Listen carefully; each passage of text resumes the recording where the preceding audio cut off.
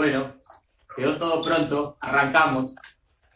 Bueno, el compañero que nos acompaña hoy, Gustavo Leal, es sociólogo egresado de UDELAR en 1993, posgrado de especialización en altos estudios de comunicación social en la maestría en comunicación social realizado en UCUDAL en el 1997, diplomado en políticas sociales en la maestría en políticas sociales realizado en el CLAE en el 2004.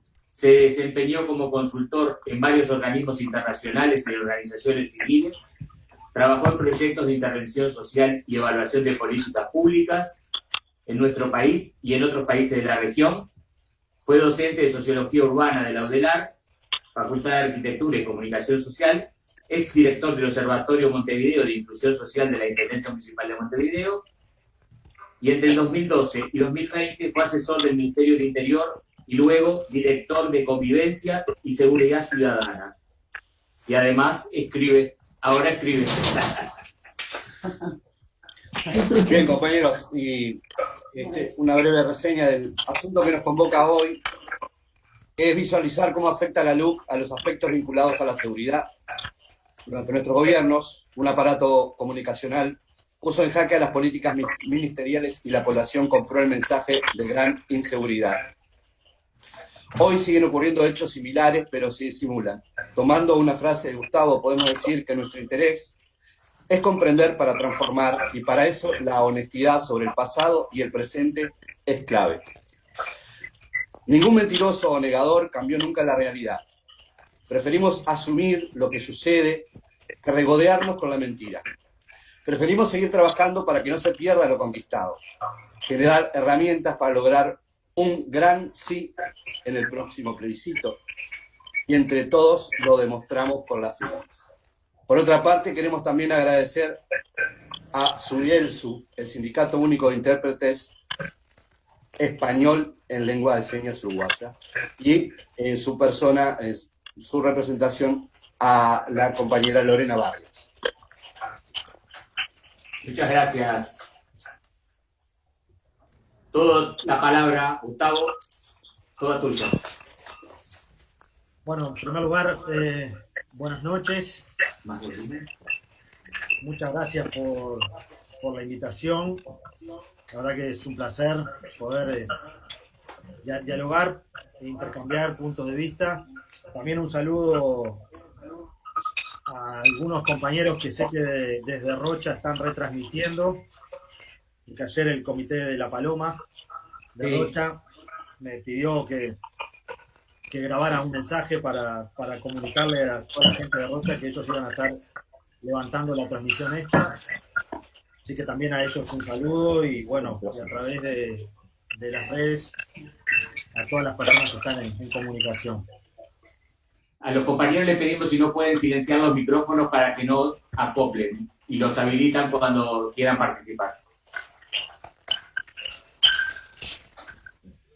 Yo creo que desde la administración también se puede bloquear a todo el mundo para que sea más fácil, por si va entrando gente nueva. En el Meet no, Gustavo. En este no. Bien.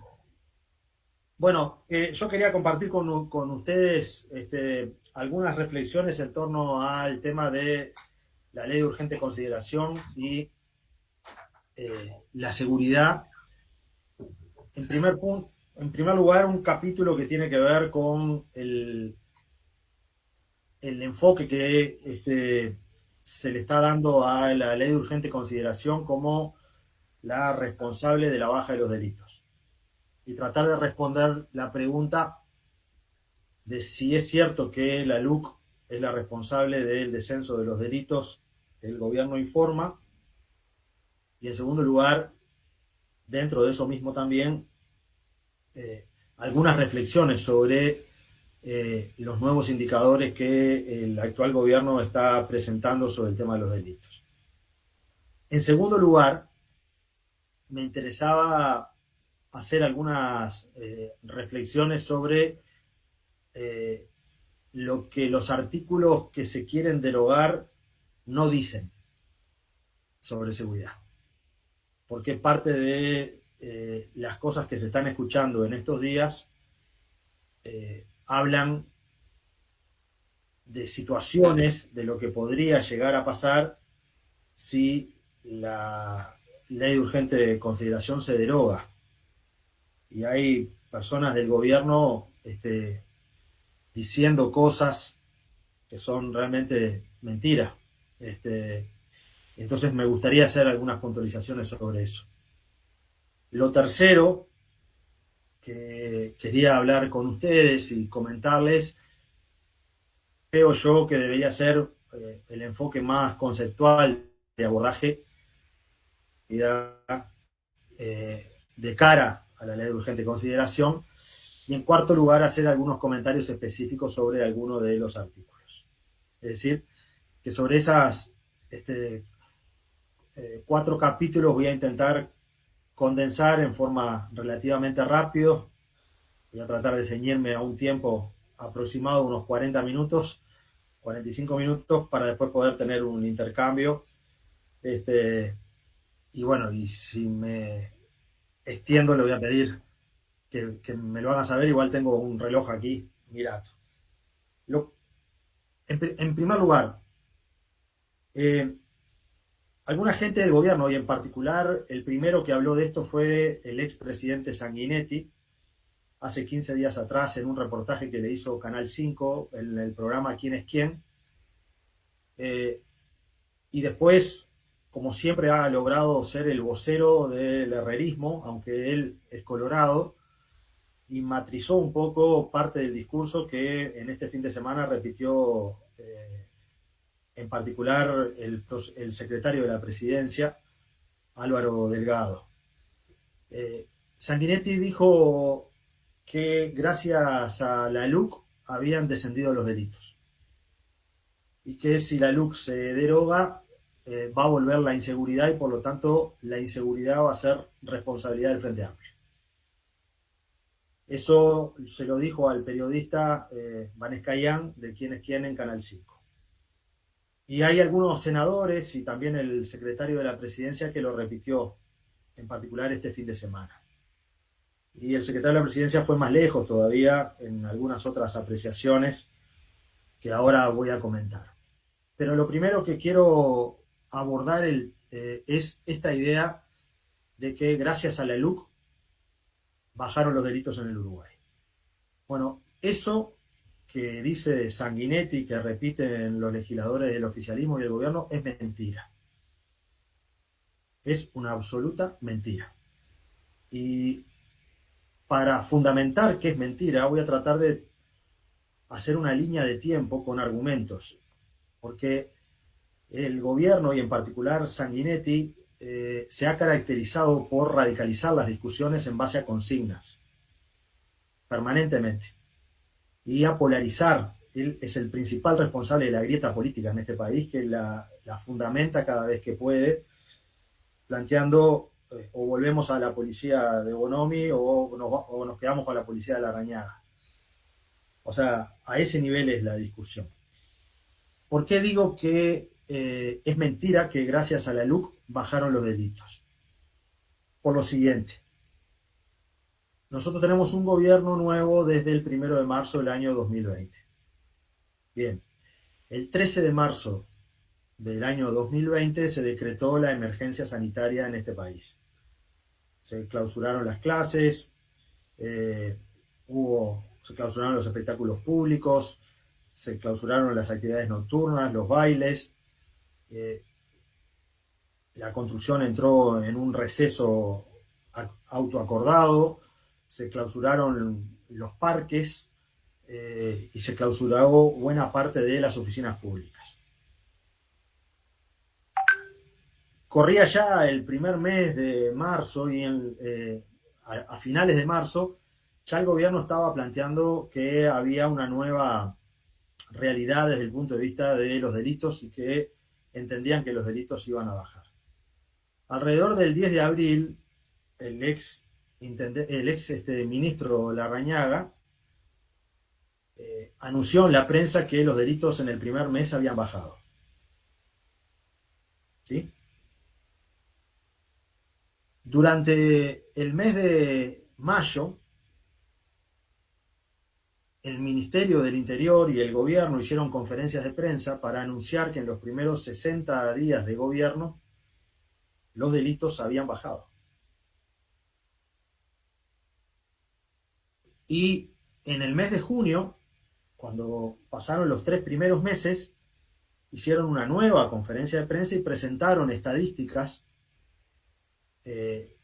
armadas en forma muy particular. Es la primera vez en la historia del Estado uruguayo que el año comienza el 1 de marzo, porque armaron las estadísticas anuales del Ministerio del Interior comparando 1 de marzo 2020 y marzo, abril y mayo, que eran los primeros 3 meses, con marzo, abril y mayo del 2019. Y ahí los delitos habían descendido en un porcentaje que varían entre un 10, 12, 15%.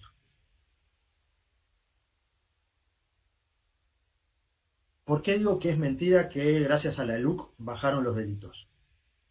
Porque la LUC en marzo no estaba aprobada, en abril no estaba aprobada, en mayo no estaba aprobada, en junio tampoco estaba aprobada. La LUC la aprobaron el 9 de julio y la reglamentaron unos días después. Entonces, en primer lugar, luego de la LUC, luego de aprobada la LUC en julio, el descenso de los delitos se mantuvo en los mismos parámetros que en los primeros 3 meses, de marzo, abril y mayo. Y todavía hoy se ha mantenido en ese mismo nivel, pero en las últimas semanas, sobre todo en el mes de agosto, había un aumento importante de los delitos, había un aumento de los homicidios, porque la actividad comenzó a normalizarse nuevamente y de eso vamos a hablar ahora. Pero entonces, lo primero, en base a datos y hechos de la realidad, los delitos comenzaron a bajar en este país a partir del 13 de marzo debido a las medidas de restricción que se tomaron por la pandemia y bajaron en un entorno de un 10 y un 15%.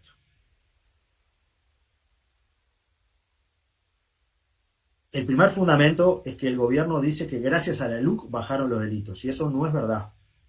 No es verdad porque hay un hecho histórico, es que la LUC se aprobó en julio.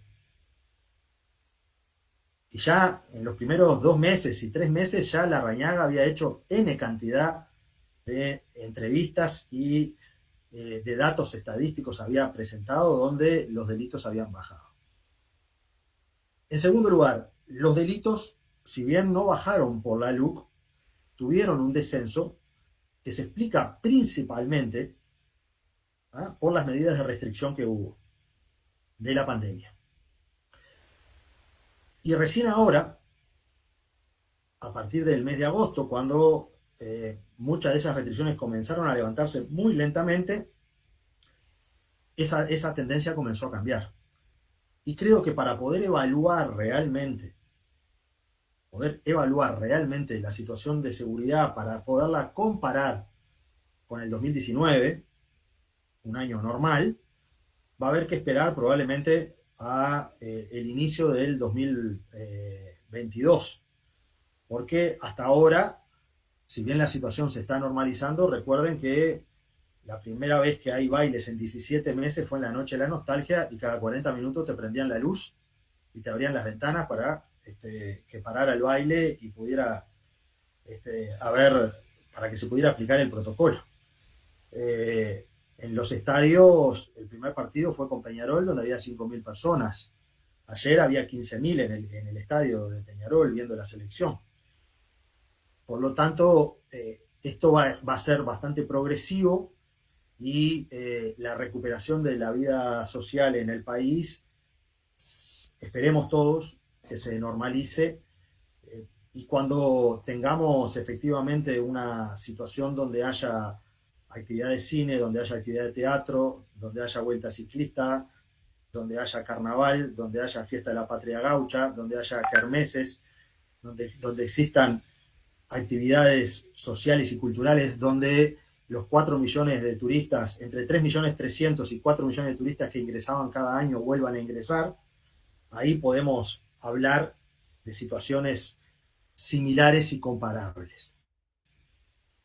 Esto es que el descenso de la seguridad tiene que ver con las medidas de restricción que hubo en el Uruguay, que si bien es cierto que no hubo cuarentena, hubo una cantidad de restricciones y que la vida no se normalizó en forma tan fácil. Por lo tanto, antes que se aprobara la LUC ya había pasado eso.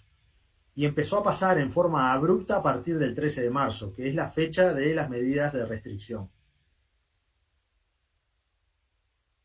Y este descenso que efectivamente hubo tiene que ver, en primer lugar, con que el delito es, y esto lo estoy diciendo con propiedad de datos y de información, hay 2 investigaciones, una de la Universidad de Cambridge, otra de la Universidad Católica, donde participaron investigadores de la Universidad Católica y otras universidades, que hablan de esto. Este domingo en el diario El País le hicieron una entrevista a un sociólogo que se llama Trachtenberg, que estudia en la Universidad de Cambridge, que habla sobre los temas de seguridad y expone con bastante detalle las razones por las cuales en el mundo han caído los delitos. Y se pregunta lo raro que es en el Uruguay de que esa situación no se quiere aceptar. Probablemente no se quiere aceptar porque justo coincidió el inicio de la pandemia con el inicio de un nuevo gobierno, que tenía el interés de demostrar que casi como una varita mágica podía topar todo. Pero de hecho, las situaciones de restricciones por la pandemia, eso está muy estudiado, influyeron. ¿Y por qué influyeron? Porque la mayor parte de los delitos violentos ocurren entre las 17 y las 23 horas. Eso está muy estudiado por el Observatorio de Datos del Ministerio del Interior. Y es bastante claro que hubo una cantidad de actividades que descendieron en el Uruguay. Desde el 13 de marzo en adelante y durante muchísimos meses no hubo clases. No hubo clases presenciales, hubo clases a través de plataformas como esta. Diariamente en el Uruguay, de lunes a viernes, un día normal de clases moviliza alrededor de 1 millón de personas que se trasladan. Escuelas, niños en las escuelas, niños, padres, abuelos, tíos que llevan y traen a los niños y los van a buscar, alumnos de liceos y también de UTUS, y alumnos de las distintas universidades que existen en el Uruguay. Esa situación durante muchísimos meses estuvo ausente, es decir, no existió. Y por lo tanto había muchísimo menos movilidad en la calle. Que no haya habido cuarentena obligatoria no quiere decir que no se haya reducido la movilidad. Y si no, pregúntenle a los comercios, a los kioscos, a el transporte público durante un gran tiempo y a una cantidad de actividades que vieron absolutamente mermar su desempeño. Pero por otro lado, se suspendieron una cantidad de actividades nocturnas, como pueden ser los bailes, como pueden ser los bares. En Montevideo recién hace 3 semanas comenzaron a abrir siguieron abiertos a partir de las 12 de la noche. Tampoco hubo bailes durante 17 meses en el Uruguay. Habrá habido fiestas clandestinas, pero no había bailes autorizados. No hubo actividades en el interior del país, actividades desde actividades vinculadas a las domas. No hubo turf en el Uruguay. Estuvieron cerradas las carreras de caballo. Estuvo cerrado Maroñas, estuvo cerrado el hipódromo de Las Piedras.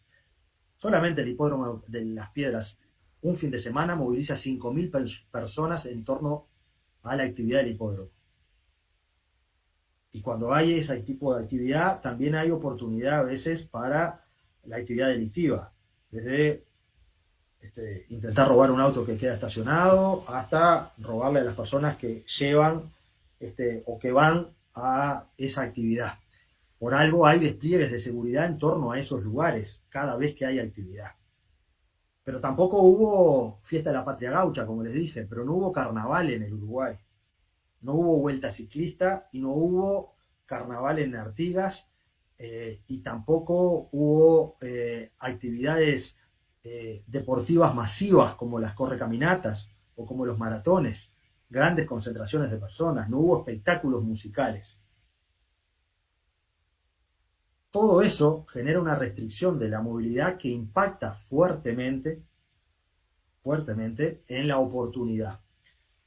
Por ahí se dice de una forma muy liviana, porque en seguridad casi todos hablan sin saber, que los delincuentes no usaban tapabocas, o solamente usaban tapabocas, pero que no hicieron cuarentena.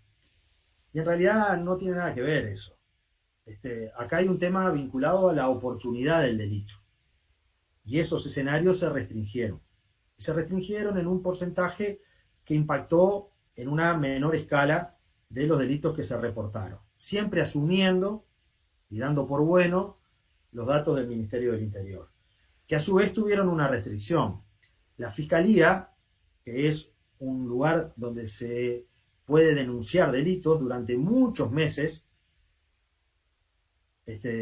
no recibió denuncias de delitos y solamente se recibían en las seccionales.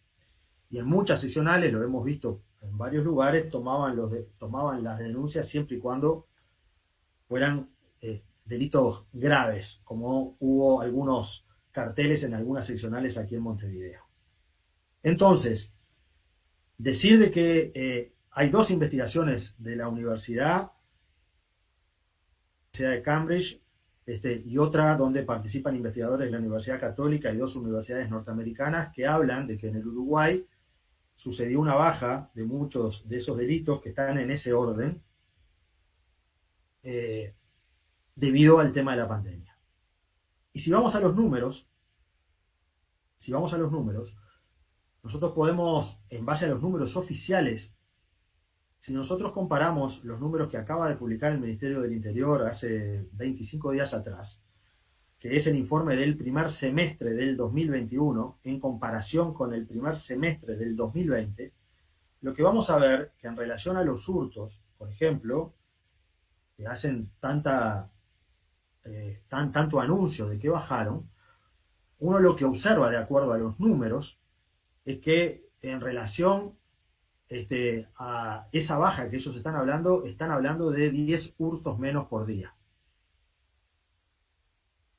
10 hurtos menos por día en el Uruguay, que tiene 19 departamentos, implica que por cada departamento hay un hurto menos cada 2 días, en términos promedio. ¿Sí? Bueno, con estas restricciones absolutas que yo le acabo de decir, que si bien no hubo cuarentena obligatoria, hubo restricciones reales de movilidad, sin actividad nocturna, sin baile, sin deporte, sin actividades de básquetbol, sin actividades en los clubes deportivos, sin movilidad de carácter cultural y sin turistas, que son casi la misma cantidad de personas que ingresan al año de las que vivimos nosotros acá. En la temporada 2021 ingresaron en enero 5.000 turistas y en el 2019 habían ingresado 400.000. Entonces, es bastante claro que las ciudades que están en la costa, balnearias, no son lo mismo con 400.000 personas más que con 400.000 personas menos. Es decir, que la cantidad de delitos también se refiere a la cantidad de población que uno tiene. Nosotros llegamos a tener, de acuerdo a los datos del Ministerio de Turismo, 250.000 personas que bajaban de los cruceros en Montevideo. Por eso existía la policía turística, por ejemplo. Esas personas desaparecieron, no estuvieron. Ojalá vuelvan. Ojalá vuelva el turismo de crucero. Solamente lo que tuvimos fue el buque que rescató con mucha publicidad el ex canciller Talvi, que fue su única actividad como canciller, que después renunció y todavía no sabemos bien por qué. Entonces, esa baja de los delitos frente a la situación actual, frente a la situación que tuvimos de restricción, es una baja entendible que está alineada absolutamente a lo que ha sucedido en otras partes del mundo. Y esto lo estoy hablando en base a datos y en base a los datos del propio gobierno. Por lo tanto, primer tema, no es cierto que la LUC haya hecho descender los delitos. Eso es mentira. ¿Por qué? Porque los delitos descendieron antes, a partir del 13 de marzo, cuando la LUC no existía. La LUC no existió en marzo, no existió en abril, no existió en mayo, no existió en junio. Se aprobó, si yo no me equivoco, el 9 de julio. Y se reglamentó algunas semanas después. En segundo lugar, los delitos efectivamente sí tuvieron un descenso, pero tiene que ver con lo que estas universidades han informado. Y me parece que la mejor prueba de esto va a ser el año 2022, cuando la situación se normalice, cuando tengamos en el Uruguay los 400.000 turistas que ingresaban al Uruguay en enero, y los 380.000 que ingresaban en febrero, y los 250.000 que ingresaban en marzo. Cuando en la semana de turismo haya campamentos habilitados, haya camping, haya actividad nocturna, haya fiesta de la patria gaucha y haya carnaval, haya fiesta de la cerveza y haya actividad en los departamentos que tienen innumerables fiestas de todo tipo para recibir a los turistas o para encontrar a los uruguayos durante el turismo.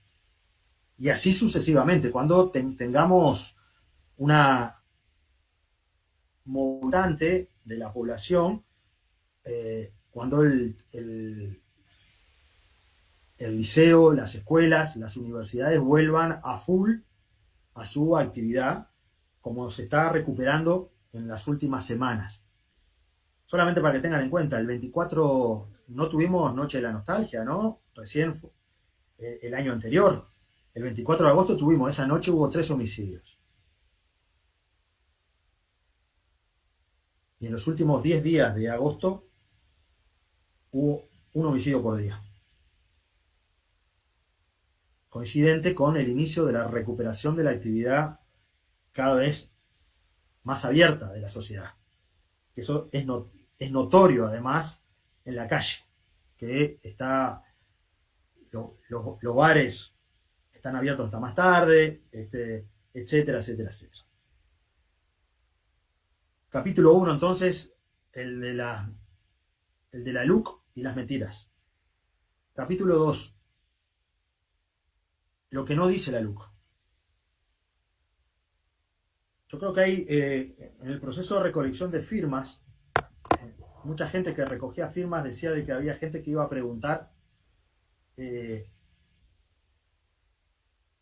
las mesas o en los lugares donde se estaba recogiendo firmas, porque le habían dicho de que si se derogaban los artículos de la LUC, el registro de violadores no iba a existir más. También había comentarios de que si se derogaba la LUC no se iban a poder permitir los allanamientos nocturnos. Y también se decía de que si se derogaba la LUC, la policía iba a tener menos instrumentos para poder defenderse cuando la atacaran. Bien, vamos por partes. En primer lugar, la LUC incorporó en uno de sus artículos, que fue votado por el Frente Amplio también, y que no está dentro de los artículos que se van a derogar, un registro de ofensores sexuales. Es decir, todas aquellas personas que han sido condenadas por delitos sexuales quedan incluidas en un registro que hay que actualizar y donde hay ciertas actividades, como pueden ser las actividades educativas, las actividades de salud y algún otro tipo de actividades que tienen la obligación de, una vez que incorporan personal para trabajar, chequear si esas personas que están queriendo acceder a ese trabajo no están incluidas en ese registro. Y para eso se le pide a los docentes, a las personas que trabajan en servicios de atención a niños, en los ciertos servicios de salud, que saquen un certificado de no estar incluidos en ese listado. Ese es un certificado que se hace gratuitamente y ninguno de los 135 artículos que se quieren derogar de la LUC incorpora ese artículo que está vigente y que fue además votado por unanimidad. Por lo tanto, eso es una mentira. Si se derogan los artículos de la LUC, va a quedar vigente el registro de ofensores sexuales y va a quedar vigente el sistema que se aprobó con el voto de todos. En segundo lugar, si se deroga la LUC, dicen no se van a permitir los allanamientos nocturnos. Eso también es mentira. ¿Por qué es mentira? Es mentira porque, en primer lugar, los allanamientos nocturnos no fueron incorporados como propuesta en la ley de urgente consideración por parte del gobierno. La idea de los allanamientos nocturnos fue una iniciativa que estuvo en un paquete junto con otras 3 iniciativas y que fue votada en octubre del 2019 en el marco de la campaña de Vivir sin Miedo, que promovía el ex ministro Larrañaga. Eso no fue aprobado. No fue aprobado, entre otras cosas, porque eran 4 propuestas, todas distintas, y había que votarlas todas juntas. El gobierno por ahí dice de que quiere volver a plantear esa discusión por separado y que el allanamiento nocturno lo quiere volver a impulsar. Bien, se podrá discutir o no el tema del allanamiento nocturno en el momento en que el gobierno decida eventualmente plantearlo, pero la derogación de los artículos de la LUC no incluye el tema del allanamiento nocturno, en primer lugar, porque el allanamiento nocturno no puede estar incluido en la ley de urgente consideración, porque para habilitar el allanamiento nocturno hay que cambiar la Constitución. No se hace por ley.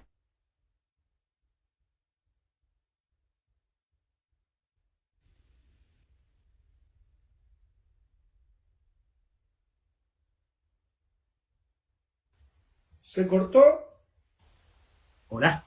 El allanamiento nocturno está regulado por la Constitución en el artículo que habla de que el hogar es un sagrado inviolable.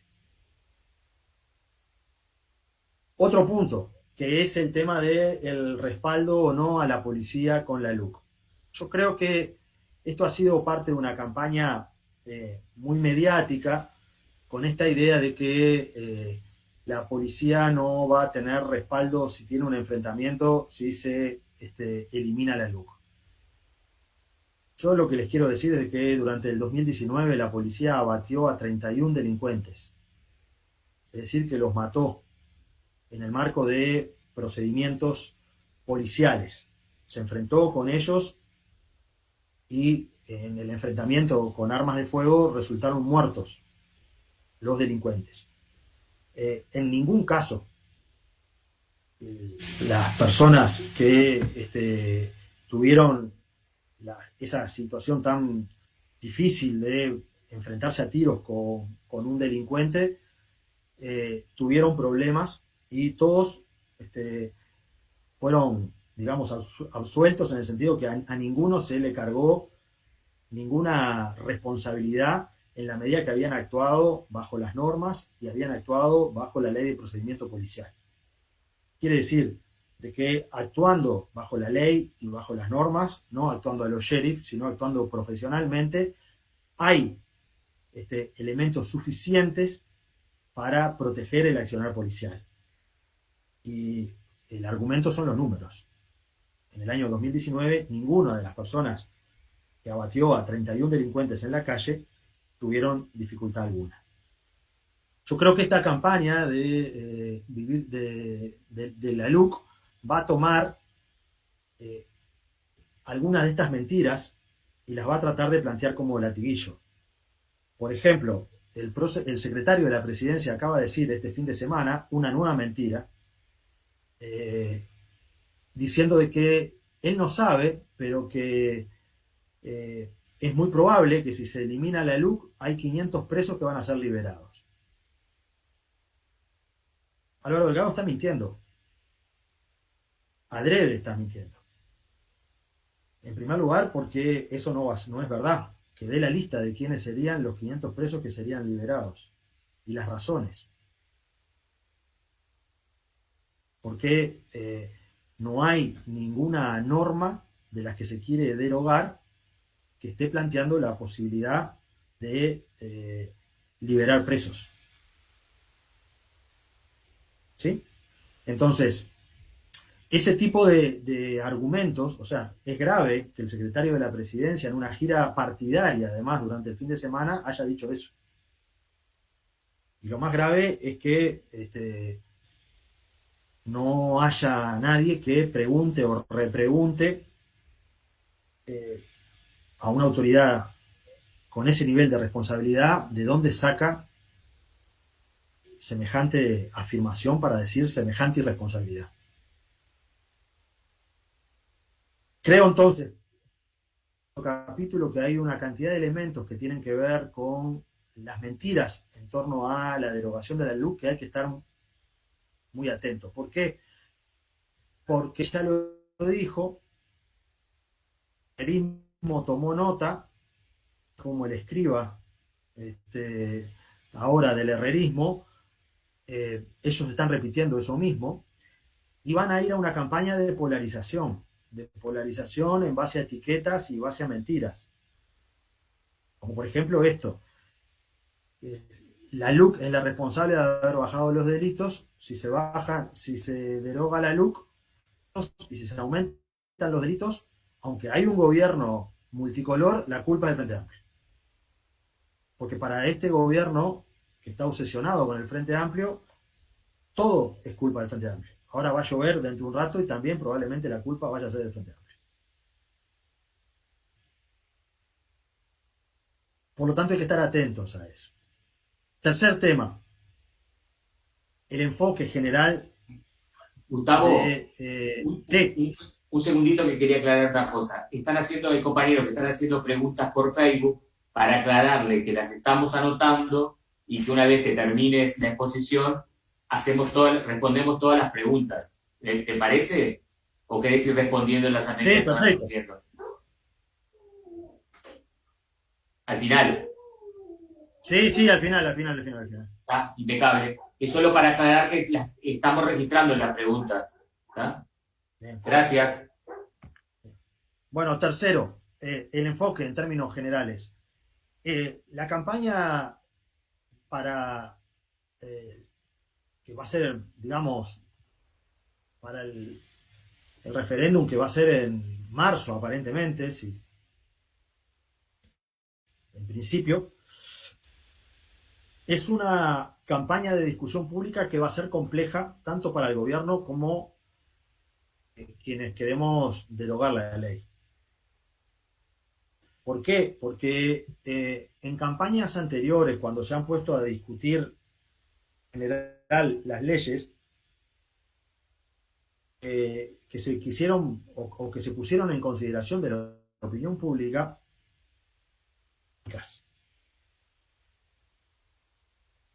donde había un tema central, tener distintos aspectos.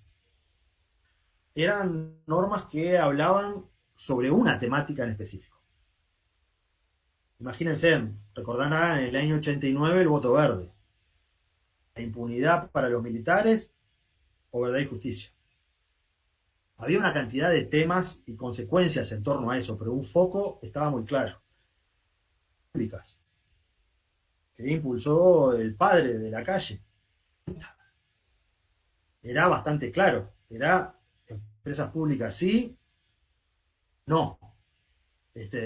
Reducción de la participación del Estado en sectores estratégicos, sí o no. Lo de ANCAP, más adelante también, o lo de Antel. Bien. Esta ley es una ley más compleja, porque es una ley que tuvo 400 y pico de artículos y que tiene temáticas demasiado variadas, donde lo único común es que las votaron en 90 días todas juntas. Pero incluso cada uno de los artículos tiene rango distinto. Había un artículo que habilitaba el hacer chorizos caseros en las carnicerías del interior. Y había otro que cambió la forma de cálculo del precio del combustible. Y era un artículo y otro artículo. Es decir, y así podríamos dar una cantidad de ejemplos. Quiere decir que los artículos cada artículo tiene niveles de cambio totalmente distintos. Hay artículos que son de mucha profundidad de reformas de políticas públicas y hay otros que son de otro nivel. Pero están todos juntos. En los 135 artículos que se están objetando también pasa lo mismo. Hay algunos artículos que son de una importancia relevante o desequilibrante en algunas políticas de alta incidencia. Ejemplo, la forma en cómo se calcula el precio del combustible. Y hay otros artículos que se quieren derogar que tienen que ver con una norma específica, muy puntual, focalizada capaz que a un aspecto concreto. Por lo tanto, discutir 135 artículos a favor o en contra es muy difícil. Por eso la lógica de este gobierno es una línea de argumentación que es binaria. Es decir, ellos lo que están proponiendo como línea de argumentación es la LUC es buena, ha dado resultados, ¿sí? No queremos volver atrás, ¿sí? Y si se vuelve atrás, se vuelve a el desastre, según ellos, que era todo antes. Esa es un poco la línea de argumentación que el propio Lafluf le presentó. Lafluf es el publicista que trabaja en Presidencia de la República, y que es el que hizo el informe en la reunión de legisladores que convocó el presidente de la República en Suárez hace un mes atrás. Y es un poco lo que ha repetido que ha repetido el herrerismo, sobre todo en el fin de semana. Empezaron ellos el viernes pasado en un acto que hizo el ministro Lema junto con Álvaro Delgado de la 404, y ahí plantearon un poco esta idea de cuál va a ser el tono dicotómico de ellos. Es decir, esta idea, la LUC es buena, no queremos volver atrás, si se deroga volvemos al pasado, y bueno, ellos dicen de que no hay que polarizar la sociedad, pero lo que están haciendo es justamente polarizando a la sociedad con esa línea de argumentación. Yo creo que por lo tanto, los 135 artículos hay que poderlos reducir en la discusión pública a temas que son más generales, porque de lo contrario se hace una discusión complejísima, complejísima. Y repito, esta complejidad la tiene el gobierno también, ¿eh? Es decir, a ellos se les hace difícil la argumentación también por la vastedad, porque en esos 135 artículos hay de todo. Y hay gente que puede estar a favor de derogar unos cuantos y capaz que algunos no. Y al revés, hay gente que capaz que está a favor de algunos y quiere derogar otros. Por lo tanto, esta es una discusión que va a tender a ubicar dentro de los grandes temas algunos aspectos que creo yo son de énfasis de las políticas. Pero sería muy difícil, salvo electorados muy informados, que se llegue al nivel de lo que es el detalle de los cambios normativos. Porque, por ejemplo, en seguridad hay un artículo donde, hablando del uso de la fuerza de la policía, ellos eliminaron dos palabras, que es estrictamente necesario. Esas dos palabras, estrictamente necesario, hablando del uso de la fuerza para la policía, cambian dramáticamente el sentido. ¿Se entiende? Bueno, pero eso, dar una discusión para el gran público en torno a eso, es una discusión bastante árida y difícil, y también para el gobierno. Entonces ellos lo van a sintetizar diciendo la policía tiene más respaldo. Está. Por eso creo que, en primer lugar, hay un énfasis que hay que dar, sobre todo pensando en el aspecto de la seguridad. De los 135 artículos hay 33 que corresponden a la seguridad. ¿Sí? De los que se quieren derogar estoy hablando, ¿no? Creo que ahí nosotros tenemos que hacer un primer énfasis, en primer lugar, sobre la base de que nosotros queremos derogar estos artículos de la seguridad porque estamos convencidos que le hace mal a el trabajo de la policía. Y nosotros defendemos a la policía. Ahí me parece que hay un punto de apoyo que hay que trabajarlo y profundizarlo. Porque en la lógica dicotómica del gobierno y de Sanguinetti, es las personas que quieren derogar la LUC son antipolicías. Como dicen. Le ponen palos en la rueda a la policía, no quieren respaldar a la policía. Y poco menos que si sos antipolicía, sos pro chorro. Y estás a favor de los delincuentes. Y ellos se ponen del lugar de la defensa de la policía. Y yo ni al gobierno ni a Sanguinetti le voy a aceptar de que se hagan ellos los adalides de los defensores de la policía. Porque durante el gobierno del Partido Nacional la policía le hizo huelga al gobierno. Durante el gobierno del Partido Colorado la policía hacía colectas para comprar balas. Hacía colecta para comprarse el uniforme. Hacían colecta en los barrios para pagar la nafta de los patrulleros. Entonces, la defensa de la policía se da sobre la base de hechos, se da a partir de aumentar el salario, de aumentar el nivel de profesionalización, de aumentar el equipamiento. Y nosotros defendemos a la policía porque defendemos al Estado. Porque la policía es la institución que tiene el monopolio del uso de la fuerza, de acuerdo a nuestro Estado de Derecho. Y por lo tanto, defender a la policía es defender la institucionalidad democrática. Porque si no hay seguridad pública llevada adelante por la policía, lo que hay es la privatización de la seguridad, a partir del que tiene dinero y se puede defender. Se puede defender porque tiene seguro en su casa, porque tiene alarma en su casa, porque capaz que tiene una empresa de seguridad que vigila, es decir, porque el dinero comienza a favorecer la posibilidad de que puedan vivir más seguro que otros. Y nosotros, al plantearnos la necesidad de defender, de que el discurso nuestro es la defensa de la policía, y es la defensa de la policía y sobre todo la defensa de la profesionalidad de la policía. Porque así como puede haber en todas las áreas de la vida, puede haber personas que sean malos funcionarios. Pero la policía en los últimos años había sido la institución pública que mayor nivel de confianza había tenido y había alcanzado de acuerdo a todas las mediciones del Latino Barómetro.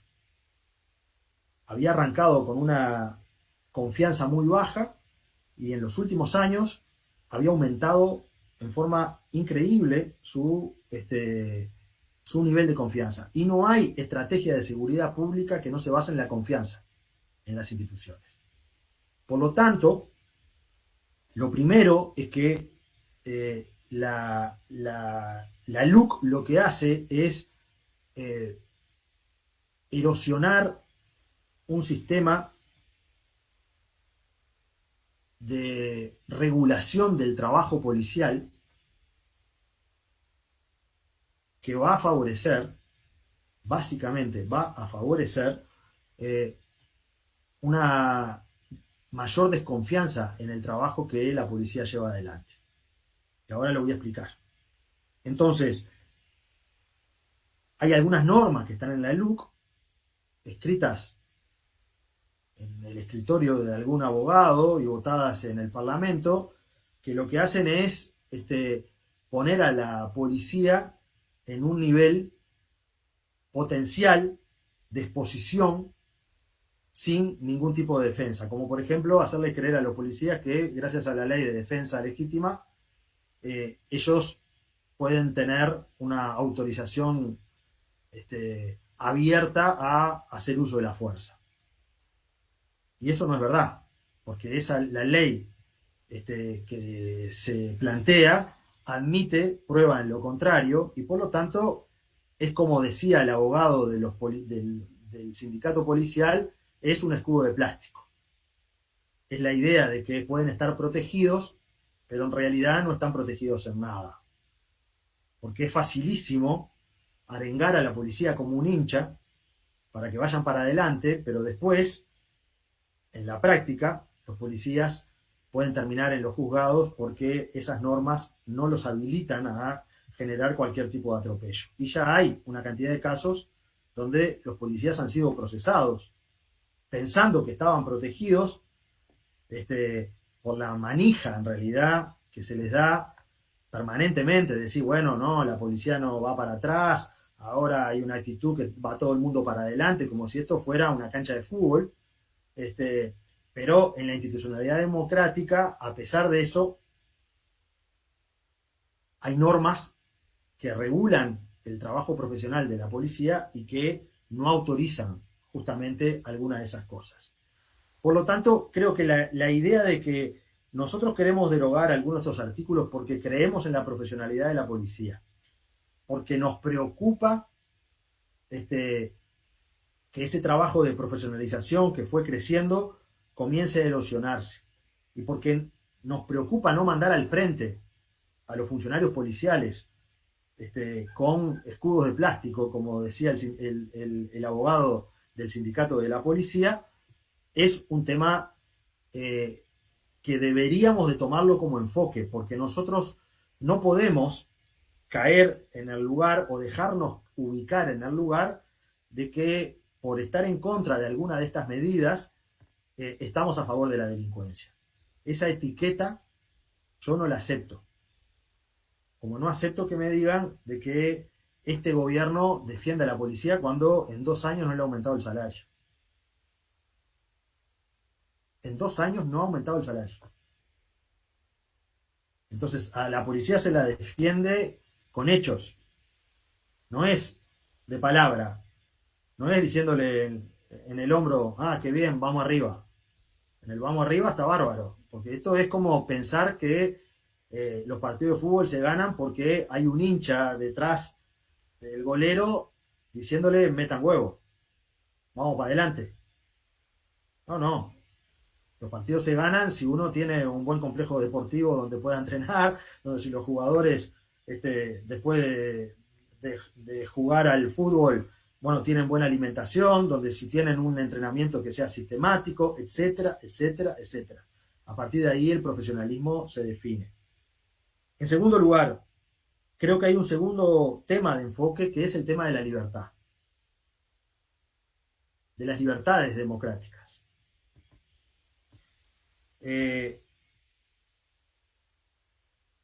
Yo creo que la izquierda tiene que también apropiarse de las banderas de la libertad. Porque ahora parece, y en este esquema de la pandemia lo quisieron plantear de esa manera, que la izquierda era autoritaria porque pedía una cuarentena y ellos eran los demócratas porque estaban a favor de la libertad responsable. En el camino murieron 6.000 personas y una cantidad de muertes que podían haber sido evitables. Y países absolutamente democráticos decretaron sistemas de restricciones como las cuarentenas, pero acá ubicaron la cuarentena como si fuera un acto autoritario, como si en Francia, por ejemplo, no hubiera habido cuarentena, en España no hubiera habido cuarentena puntuales, concretas, en Chile las ha habido. Pero en esa dicotomía o en ese maniqueísmo que permanentemente promueve la grieta que plantea Sanguinetti y que oraba en la medida que puede el herrerismo, porque son tal para cual, son como el yin y el yang, se complementan, de alguna manera hay que poder romper esa idea de que la derecha son los que defienden las libertades y todos los que se oponen al gobierno de derecha, poco menos que son autoritarios. Porque esa grieta, esa zanja que se abre en la institucionalidad, es la que hace difícil después dar un debate de calidad. Entonces, el tema de la libertad, de las libertades, el tema de la defensa de la institucionalidad de la policía, y en tercer lugar, creo que hay un argumento central que es la construcción democrática en el Uruguay. Es decir, este estilo de querer discutir en 90 días de pesado, porque no hay otra manera de discutir 500 artículos que modifican 70 leyes en 90 días, 45 en una cámara y 30 en otra, creo que fue, o 45 y 45, ya ni me acuerdo, pero fue así, express el sistema, es un sistema que no ensancha la democracia. Fíjense, solamente para discutir los temas de la inteligencia del Estado en el Uruguay, durante 2 legislaturas se trabajaron, fue un proceso que demoró 9 años en el Uruguay para tratar de construir una ley de defensa que fuera aprobada por todos los partidos. Bueno, ellos modificaron 3 artículos de la inteligencia del Estado en 90 días. Entonces, eso tiene que ver con la construcción de la democracia. Y yo creo que es un elemento importante. ¿Por qué? Porque no puede ser que por una mayoría circunstancial nosotros nos acostumbremos ahora a que con este mecanismo de leyes de urgencia hay una cantidad de debates que no se pueden dar. ¿Por qué? Porque hay temas, además, en el caso de la seguridad es clarísimo, que de haber tenido un proceso de discusión mucho más amplio, podría haber habido niveles de acuerdo más altos. Si hubiera tiempo para el intercambio, para la mejora, para la reflexión. Fíjense, hoy el senador Cami, que era mano derecha de Larrañaga, admitió, a partir del informe que hizo Búsqueda hace 2 semanas atrás, que él estaría dispuesto a revisar una de las normas de la LUC que aumenta las penas para el microtráfico, a partir de lo que está pasando con la sobrepoblación de personas que están yendo 4 años como mínimo a la cárcel, a veces por intentar pasar 55 gramos de marihuana en una visita carcelaria. ¿Sí? Entonces, hoy el senador Cami se está arrepintiendo y dijo que él estaría dispuesto a rediscutirlo. Capaz que era modificable.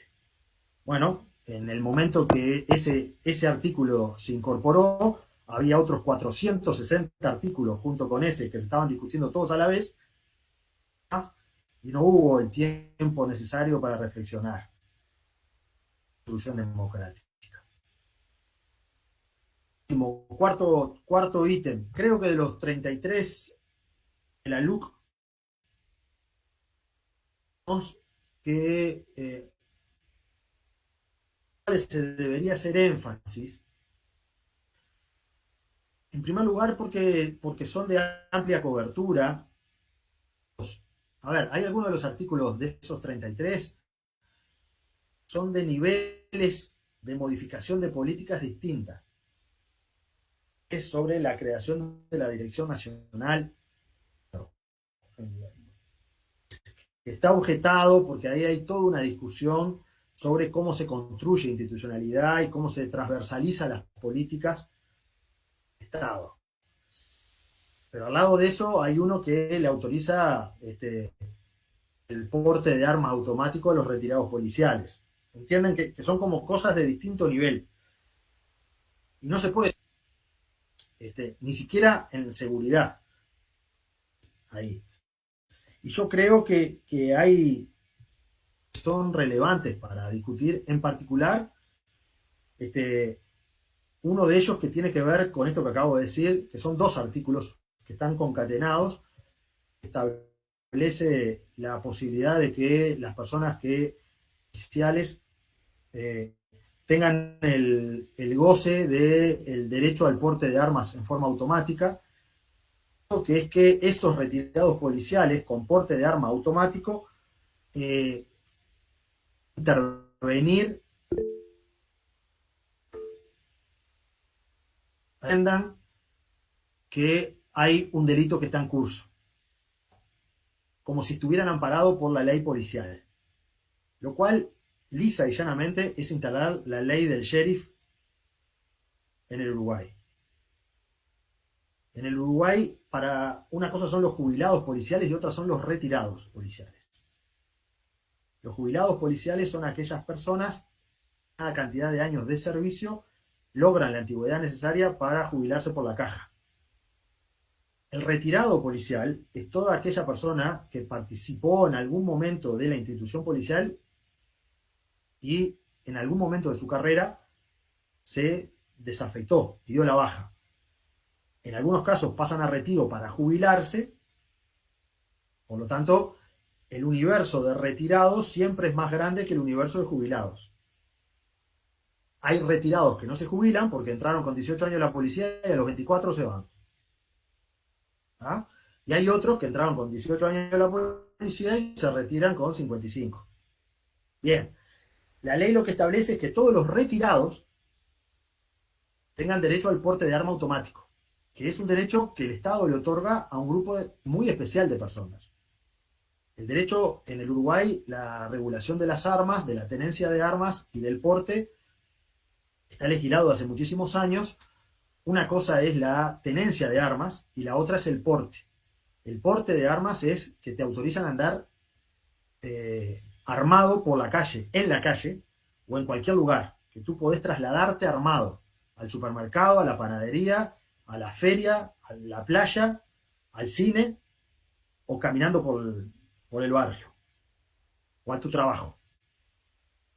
La diferencia es que estás autorizado a tener un arma para defender tu casa. El porte de arma es un porte que exige una cantidad de requisitos muy importantes. En primer lugar, de fundamentación que te el propio jefe de policía, en base a una investigación previa que se hace, para saber si tu petitorio es razonable o no y si tu vida corre peligro por el Estado, porque la lógica de la seguridad pública es que el Estado es el que protege tu vida. Si vos tenés que estar armado es porque se supone que hay una situación muy específica que merece una atención especial. Ejemplo, que estés amenazado o que estés trabajando en alguna actividad muy crítica o hayas trabajado en actividades críticas. En el porte de armas son muy poquitas. Y se exige un examen de tiro, un examen psicológico, un examen médico, se renueva cada 3 años, lo firma el jefe de policía, debidamente fundamentada cuál es la razón por la cual uno tiene que tener el porte. Esta ley lo que establece es que todos los tengan el porte de arma automático, solamente por ser retirado. Y tras cartón establece la posibilidad de que puedan intervenir en situaciones que ellos consideren un delito. Entonces ahí estamos frente a un potencial cuerpo de unas 25.000 personas, que son más los retirados que los policías ejecutivos actuales, que potencialmente pueden estar interviniendo armados por la libre en circunstancias de las más variadas formas, pensando en que pueden resolver un problema de seguridad pública. Y ahí hay un problema de modelo. Nosotros que creemos en la defensa de la policía, en la defensa del Estado, repito, porque la policía es el organismo del Estado que detenta el monopolio del uso de la fuerza, cuando hay una situación de un delito aparente o de apariencia delictiva, esa palabra se ha menospreciado porque se ha utilizado mal. Técnicamente no son las personas que tienen apariencia delictiva, son las situaciones que tienen apariencia delictiva. Eso es lo que técnicamente se denomina apariencia delictiva. ¿Qué es una situación con apariencia delictiva? Y por ejemplo, de que yo a las 3 de la mañana veo a dos personas cargando un bolso y un televisor de 50 pulgadas y una bicicleta corriendo y hay una alarma sonando en el barrio. O hay un auto roto que le rompieron el vidrio y una persona con una cartera. O hay una señora caída o un señor caído a media cuadra y alguien que viene corriendo con una mochila, ¿no? Bueno, si la policía pasa por ahí, esa es una situación con apariencia delictiva. Algo le puede llamar la policía, en función de eso interviene porque hay una situación de esas características. O hay una persona forzando una reja tratando de entrar a una casa. Es una situación con apariencia delictiva. Capaz que es el dueño de la casa que se olvidó de la llave o la perdió y está rompiendo su reja. Bueno, pero lo más probable es que no sea eso. Entonces, cuando se habla de apariencia delictiva, a nivel jurídico se habla de esas situaciones de apariencia delictiva. Pero volvamos al caso de los retirados policiales. Podemos tener una persona que se retiró cuando tenía 25.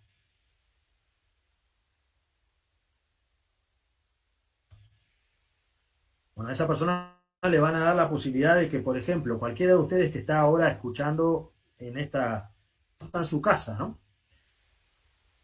Mira por la ventana y ve que hace 3, 4, 5 horas hay un auto parado en la puerta. Y es un auto que hay dos personas, uno ve que hay dos personas. En el modelo que nosotros defendemos, porque defendemos la institucionalidad pública, defendemos a la policía y el trabajo profesional, existe el 911.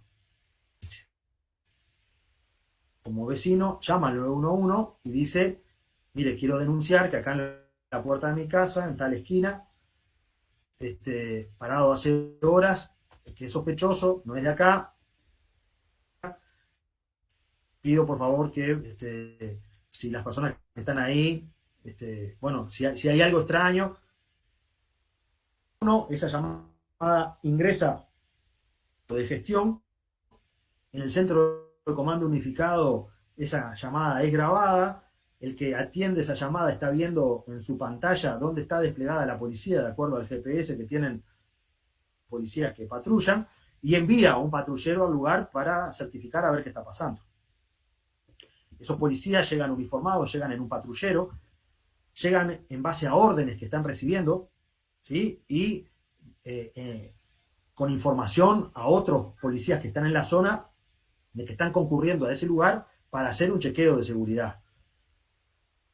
Paran el patrullero, hacen bajar a las personas que están en ese auto, y las personas ahí puede haber una cantidad de circunstancias. Pueden ser, por ejemplo, puede ser una pareja que esté ahí y que están conversando o que están haciendo novios en el auto, y que pararon ahí porque pararon ahí y hubo gente que se asustó y los vio y en realidad no están haciendo nada. Puede ser una persona que esté descansando,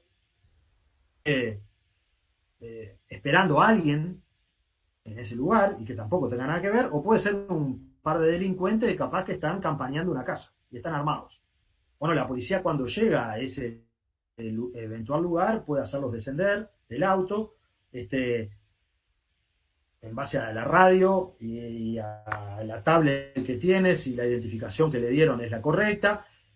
En todo caso puede pedir refuerzos si hay una situación estar en curso.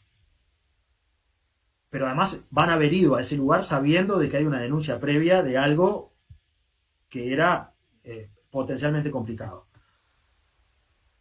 En el modelo que se habilita, capaz que en ese mismo edificio o en esa misma cuadra donde una vecina o un vecino llamó el 911, también había un retirado policial que resuelve ir por la libre, él, a tratar de averiguar quién está dentro de ese auto.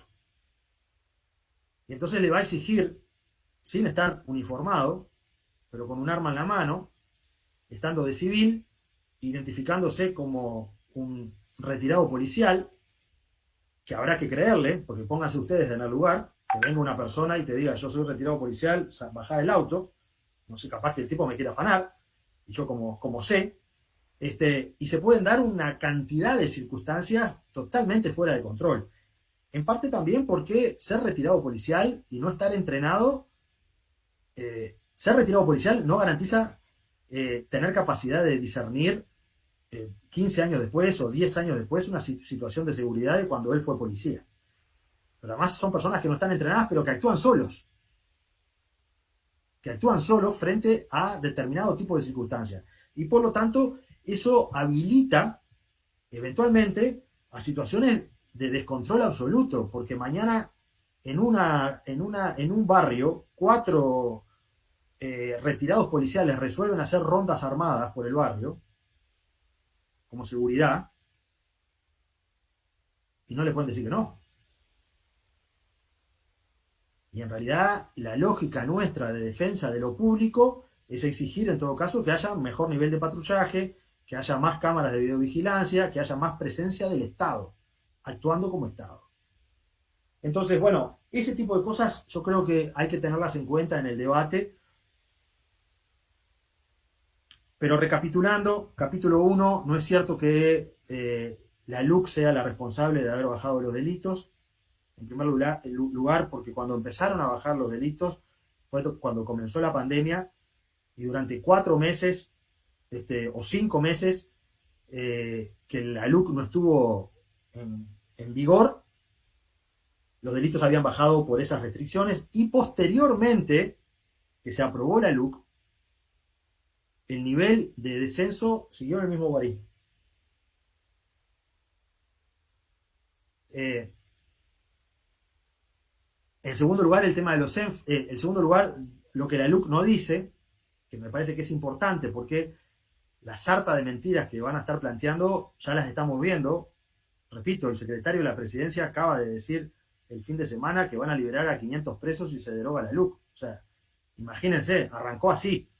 No quiero saber lo que va a pasar cuando estemos unos días antes de las elecciones.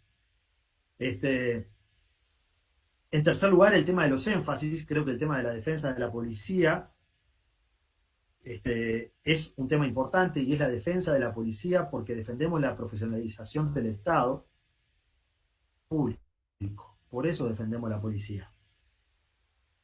La policía implica defender el modelo de privatización de la seguridad.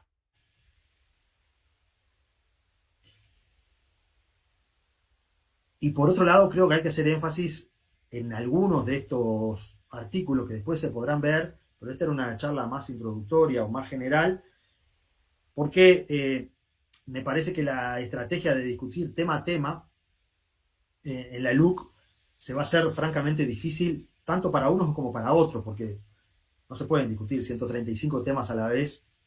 Y fíjense, yo dije que iba a hablar 45 minutos y ya llevo como 1 hora y 10.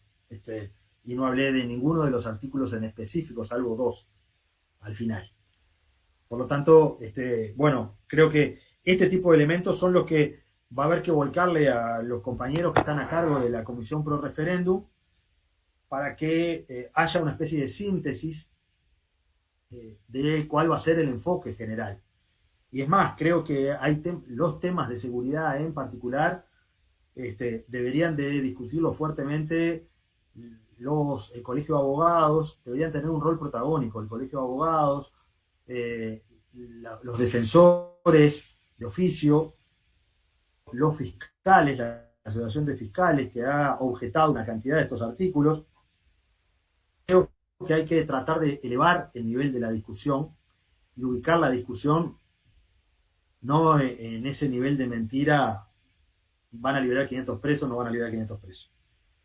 O sea, si entramos así en ese nivel de discusión ahora, imagínense lo que va a ser al finalizar la campaña.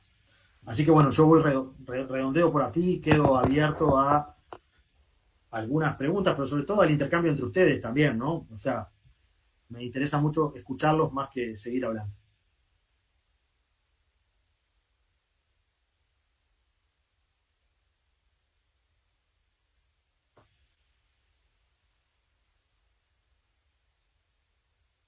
Ahora sí. Muy claro, muchas gracias, Gustavo.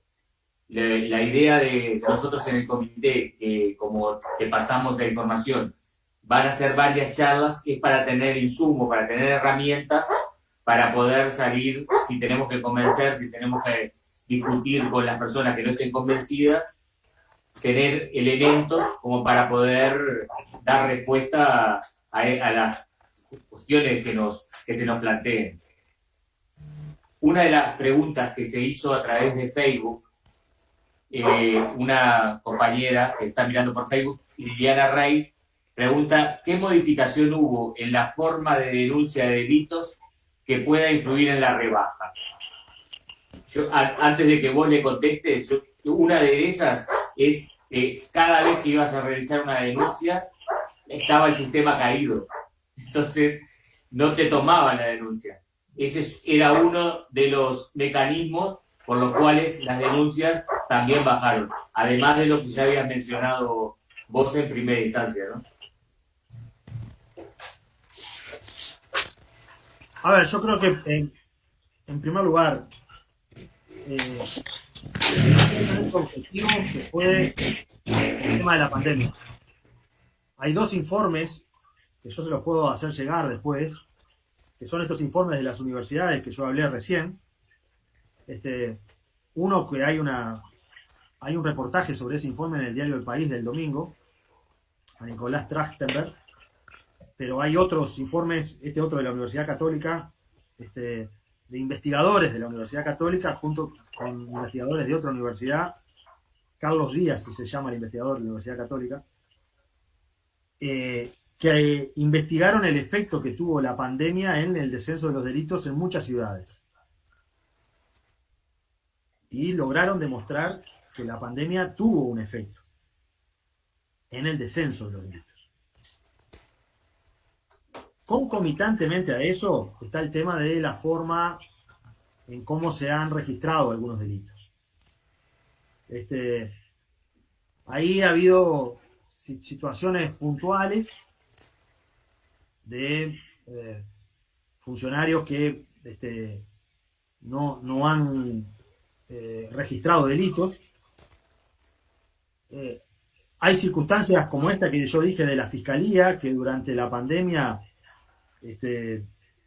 digamos, el servicio de gestión, de recepción de denuncias directamente no estuvo funcionando, era una vía más, ¿no? Pero es una vía importante porque hay gente que a veces no se anima a denunciar en la seccional y denuncia en la Fiscalía. Hay también muchas situaciones donde en las tablets que se utilizaban antes para captar denuncia en los patrulleros, pasaron a tomar esas denuncias como constancia y no como denuncia. Entonces te tomaban los datos, lo incluían como una constancia y te decían, bueno, si quieres hacer la denuncia tiene que ir a la seccional. Pero no te ingresaban la denuncia en la tablet. Y un conjunto de otras circunstancias que pueden ser fortuitas, pero que pueden haber incidido. De todas maneras, yo creo que focalizar la discusión en eso no es muy pertinente, porque creo que hay que basar la discusión en datos empíricos. Y aquí hay dos investigaciones de universidades extranjeras, una universidad norteamericana y otra universidad de Inglaterra, que han en conjunto con investigadores de la Universidad Católica, que han demostrado que el efecto de la pandemia incidió en la baja de los delitos. Entre otras cosas también porque cambió el despliegue policial. Fíjense en que en actividad normal, cuando hay espectáculos los fines de semana de fútbol, cuando hay espectáculos de básquetbol, cuando hay a veces actividades al aire libre o actividades culturales que exigen presencia policial, cuando hay tablados y carnaval en muchos barrios en enero y en febrero, cuando hay actividades culturales o hay actividades deportivas que exigen despliegues policiales, como empiezan en septiembre, por ejemplo, las correcaminatas o las maratones, por fin de semana, solamente en Montevideo, había 1000 policías que estaban asignados a ese tipo de actividades de control, que tienen que ver con actividades de control de acciones de relacionamiento público o actividades culturales o deportivas, y que por lo tanto se sacaban del patrullaje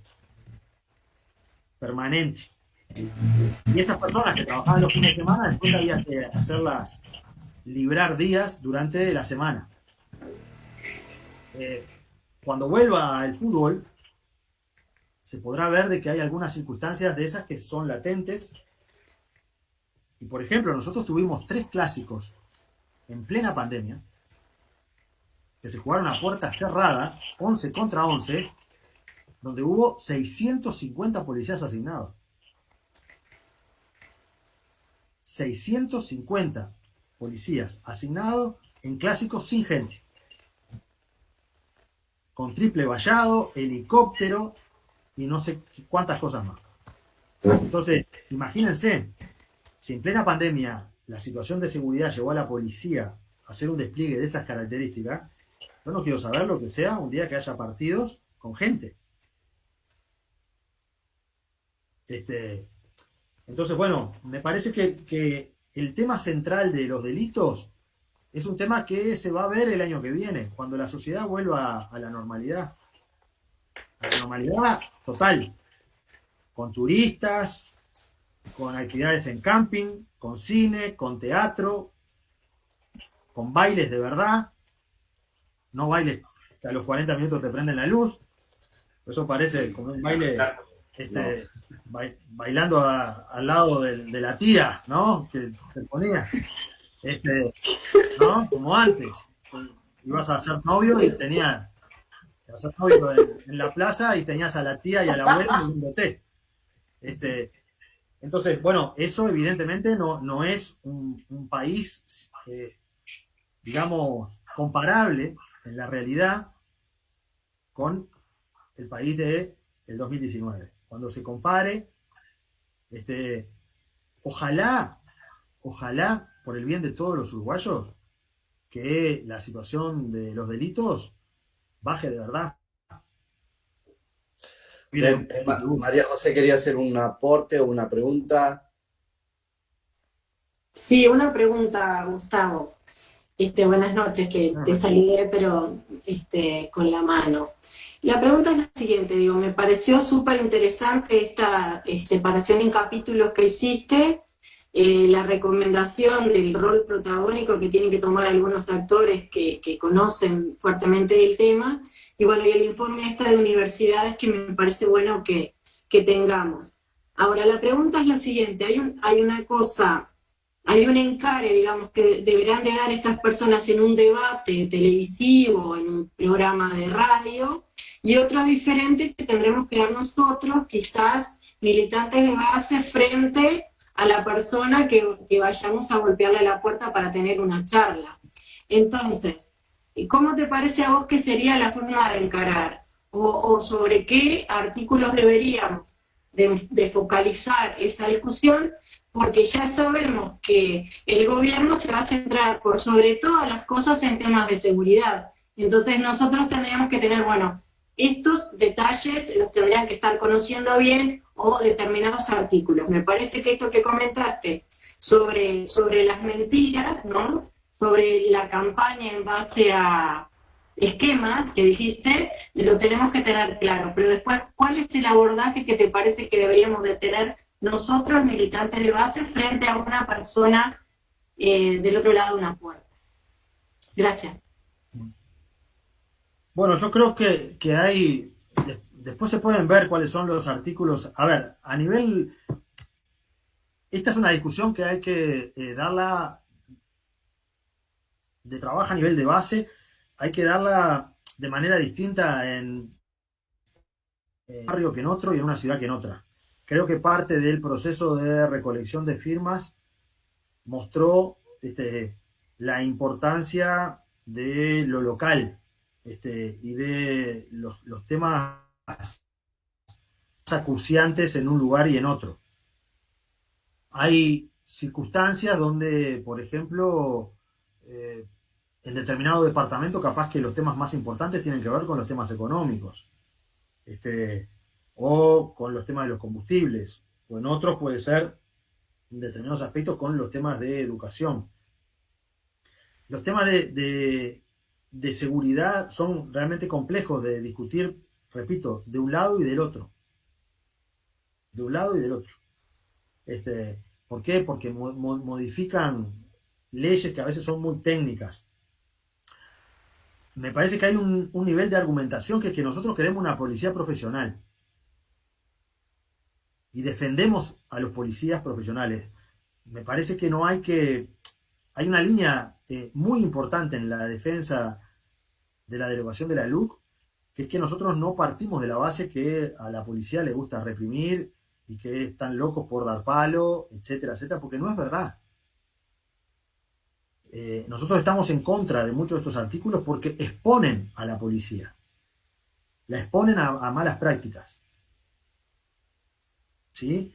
Y eso es un tema que es relevante. Hay otros componentes que es que le sacan el balance de control que el Estado tiene sobre, en este caso, la policía, que tiene el monopolio del uso de la fuerza. A ver, tengamos en cuenta que la policía es previa al Estado uruguayo. La policía es previa al Uruguay. Hubo policía nacional antes que Constitución uruguaya. ¿Sí? La fecha de creación de la policía es previa a la Constitución de la República. Por lo tanto, es una institución fundadora, digamos, es una de las instituciones que son ejes de la constitución de una sociedad. Y son instituciones que la policía es una institución que detenta el monopolio del uso de la fuerza y a la cual el Estado le entrega una responsabilidad que no le da a nadie más, pero a su vez le exige un sistema de control muy importante. De control en relación a la fiscalía. Por ejemplo, la policía es la auxiliar de la justicia. ¿Sí? Y en una investigación policial, la policía está bajo las órdenes del fiscal. Lo que hace la LUC es que flexibiliza una cantidad de circunstancias, que las podríamos ver más en detalle, en lo cual ese control sobre la actividad que la policía hace se disipa. Pueden tener a un detenido, antes era 2 horas sin informarle al fiscal, ahora son 4. Le pueden tomar declaración al detenido sin que haya un abogado y sin que esté en conocimiento del fiscal. Hay delitos que se crean que solamente, digamos, pueden potencialmente favorecer ciertas malas prácticas del abuso de autoridad policial, etcétera, etcétera, etcétera.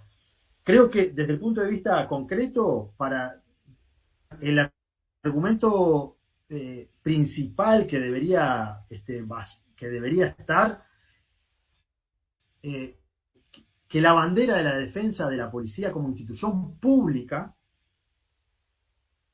y nosotros lo que queremos es una policía más profesional, pero con más control democrático también. Y la LUC lo que hace, lo podemos ver en todas las normas que modifican el accionar del trabajo policial, una cantidad de controles que son los que han llevado a que después muchos policías terminen procesados durante este tiempo, ¿no?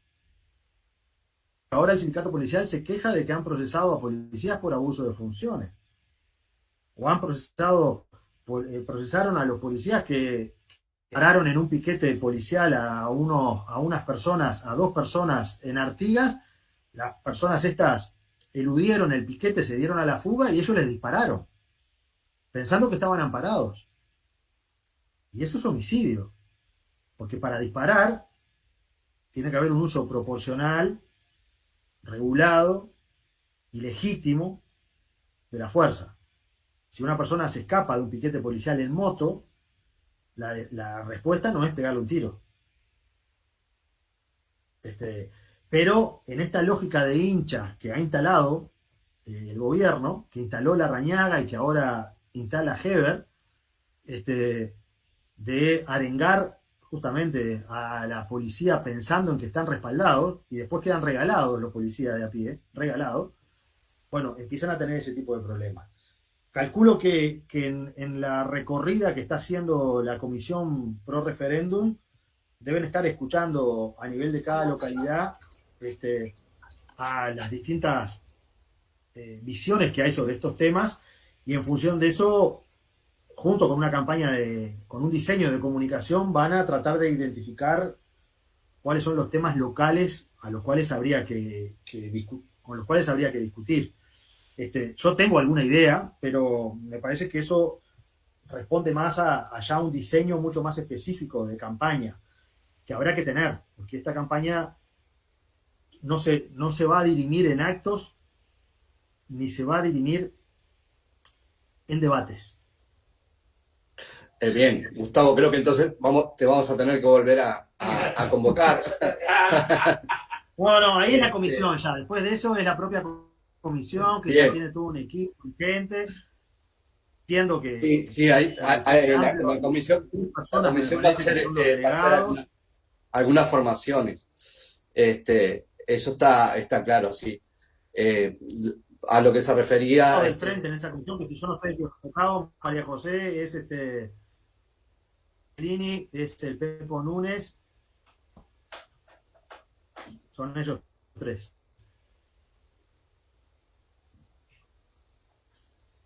Bien, la idea justamente de estas charlas es tratar de llevar esta discusión al llano, y tenés razón que no es lo mismo explicarle a alguien en Malvin Norte que en Rocha, que en Fraiventos, que está claro que no es lo mismo.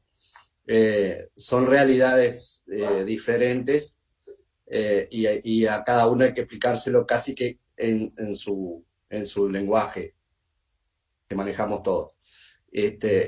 La información que tú das, cualquier militante bien informado la tiene, pero justamente a los que queremos llegar es a la gente que no accede a la información. De todas formas ha sido muy, muy claro. O sea, a mí se me aclararon muchísimas cosas. Yo creo que ya habrá tiempo para armar algunos materiales concretos sobre algunos de los artículos en temas más específicos. Yo creo que una buena parte del debate se va a dar en lo que yo planteé hoy al inicio como tema 1, que es esta dicotomía que está planteando el Sanguinetti y el herrerismo, donde lo que intentan es clausurar la posibilidad de conversar. Si vos querés que aumenten los delitos de vuelta, no derogues la LUC. Si querés que aumenten los delitos, derogá la LUC. Ese es el planteo maniqueo que hace Sanguinetti y hace el herrerismo. Entonces, sobre esos argumentos es donde uno ya de entrada tiene que poder pararse. Porque la discusión no va a ir sobre el artículo concreto. Va a ser vos, mirá, viste lo que dice el gobierno, que si derogan la LUC, los policías se van a sentir indefensos. Porque los usan también. Usan a los policías para hacer política. Estás muteado, Héctor, no te escucho. Yo quería, hay una pregunta de una persona en el Facebook sobre, que eso me pareció pertinente, no me acuerdo bien cómo lo dice, sobre sobre los delitos sexuales, sobre bajar la pena y poder liberar a los delincuentes sexuales. Susi, las tenemos anotadas las preguntas, ahora las vamos a hacer al final. Claro, pero yo creí que estábamos en el final y ya está como medio decidiéndonos. Entonces, eso me gustaría que a la gente del Facebook se le pudiera responder. Es que no sé cuál es la pregunta. No, le digo a Carlos o a Héctor, no sé quién es el que está bien coordinando eso, así como Carlos la hizo, hiciera la pregunta.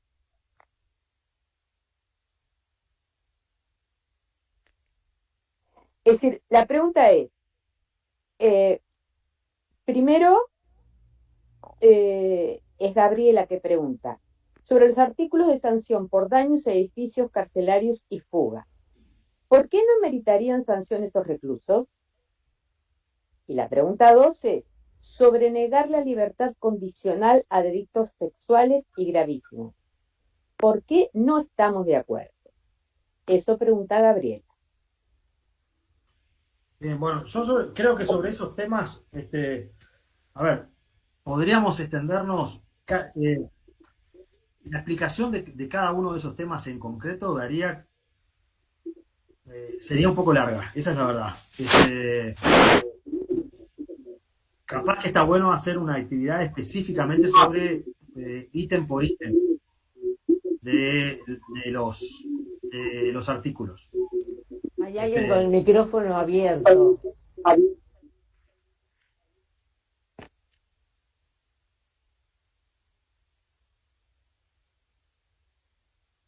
Por ejemplo, les decía de que creo que hay algunos de estos temas, que por la hora incluso, exigen como un nivel de detalle jurídico que no es una explicación tan simple.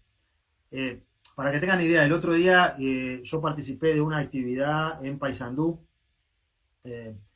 con la comisión parecida a esta, y lo que hicimos fue dividir, hay una parte que la hice yo con una introducción de estas características, y después en un segundo taller se habló con Petraglia, que bueno, que él es de allá, pero que además fue un operador del sistema de justicia durante muchos años, y él fue desglosando artículo por artículo ese tipo de respuestas, porque hay algunas que a veces exigen ir bastante más atrás. Por ejemplo, todo el tema de la autoevasión tiene que ver con una historia, yo la conozco, pero digo, sería como larga ahora empezar a introducirla, de cómo es que se ha regulado históricamente los temas de la autoevasión en el mundo y sobre todo en el Uruguay con los códigos nuestros, y cuál es la tradición que existe en torno a ese tema. Creo que hay algunos de esos temas específicos que ameritan, ¿sí?, tener probablemente algunos talleres o algunos focos mucho más especializados, porque repito, son temas que hay que poderlos presentar con tiempo, porque si uno los reduce a una respuesta así sencilla, me parece que va a generar bastante más confusión que lo que eche luz. Y no quiero entrar en la dinámica que acabo de criticar de Sanguinetti o de Delgado, diciendo si se elimina este artículo se liberan 500 presos.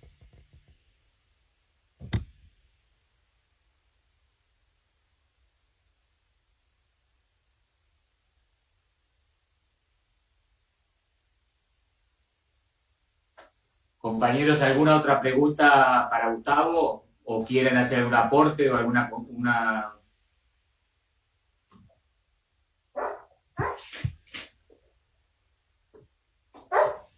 Bueno, mientras les cuento que desde Rocha mandan saludos, felicitan la transmisión. Un saludo a los compañeros allá. Desde La Paloma, desde los pueblitos costeros, dicen, muchas gracias. Compañero, quisiera hacer una pregunta, digamos. Adelante, Fernando. Sí, primero que nada agradecer al compañero Gustavo Leal y a todos los compañeros por esta buena oportunidad. Acá hemos mencionado, digamos, permanentemente el tema que indudablemente que va a ser el adversario más importante, que es el de la... Indudablemente va a ser utilizado y amplificado por los medios que tiene a su disposición la derecha para complicarnos la jugada, indudablemente. Entonces la pregunta que le hago al compañero Gustavo sería, qué valoración hace él o qué observación de repente tiene que hacer él, o si le parece que mi valoración es intrascendente, no sé. No, te respondo con mucha claridad. Creo que hay que tomar distancia de esos irresponsables. Esos discursos son discursos irresponsables. La izquierda no es antipolicía. Ser de izquierda no es ser antipolicía. Nosotros defendemos la democracia y las instituciones y defendemos el Estado. Y la policía es una institución del Estado, que a su vez tiene el monopolio exclusivo del uso de la fuerza. Por lo tanto, desde una perspectiva de transformación de la sociedad, nosotros lo que tenemos que hacer es profesionalizar el trabajo de ese cuerpo especial del Estado que tiene una cantidad de derechos y una cantidad de deberes y que la sociedad le otorga un estatus especial. ¿Para qué? Para que garantice uno de los principales derechos humanos, que es el derecho a la seguridad y el derecho a la vida. Por lo tanto, me parece que esas posiciones de infantilismo de izquierda, de ser antipolicía, son posiciones de las cuales hay que tomar distancia. Absolutamente. Te lo digo así con total franqueza.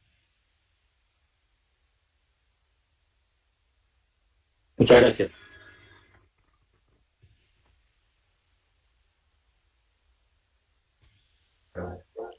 Compañeros, vamos a ir cerrando la jornada de hoy, agradeciendo a Gustavo, agradeciendo a las compañeras de lengua de señas y a todos por estar presentes. Y bueno, vamos a seguir generando insumos para tratar de lograr que se haga el sí en el próximo referéndum.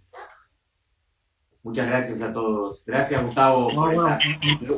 Muchísimas gracias a usted por la invitación. Muchísimas gracias a la gente de Rocha también. Exactamente. Muchísimas gracias a las personas que estuvieron haciendo el trabajo de la traducción a la lengua de señas, que me parece que es un aporte de inclusión muy importante y relevante. Y me parece una gran idea y una gran colaboración por parte de las profesionales, tanto de Lorena como de Mónica, de Lorena Barrios como Mónica Piñeiro, que han estado trabajando, y que no debe ser fácil hacer este trabajo de esta manera cuando no es presencial. Supongo que la diferencia de hacerlo presencial o no también debe multiplicar la dificultad, y yo les agradezco a ellas también. Destacar que su trabajo es honorario y que son de CIESU, del sindicato. Si habilita alguna del micrófono y puede decirlo mejor que yo, les agradecería. Hola, buenas noches, muchas gracias por dejarnos participar. Nosotros pertenecemos al primer sindicato de intérpretes de lengua de señas, estamos recién en pañales, y es una manera de mostrar nuestro trabajo y de reivindicar nuestra profesión. Así que gracias por el espacio y gracias, señor Leal, por sus palabras. Por favor, lo del señor no. Pero bueno, muchas gracias a ti, Mónica, y a ti, Lorena, y a la gente del comité que tuvo la idea también de sumarla. Me parece que es porque quizás, aunque no acá en el grupo, en este pequeño grupo, no sea necesario, esto se transmite a través de diferentes redes, que sí pueden haber gente, compañeros que lo necesiten, y me parece de suma importancia la incorporación. Sí, destacar que el ofrecimiento vino desde CIESU directamente, y ellas están viendo su trabajo. Disculpame, Lorena, perdón. Sí. No, que nosotras mismas después lo vamos en las redes nuestras, que están todos los sordos que los tenemos, así les llega también. Excelente. Muchas gracias a todos. Muchas gracias. Muchas gracias. Gracias a todos. Un saludo a los compañeros de Rocha que también se sumaron. Y buenas noches, podamos sumar de otros lados también. Chao. Chao, chao, chao. Excelente, Chao. excelente. Chao, chao.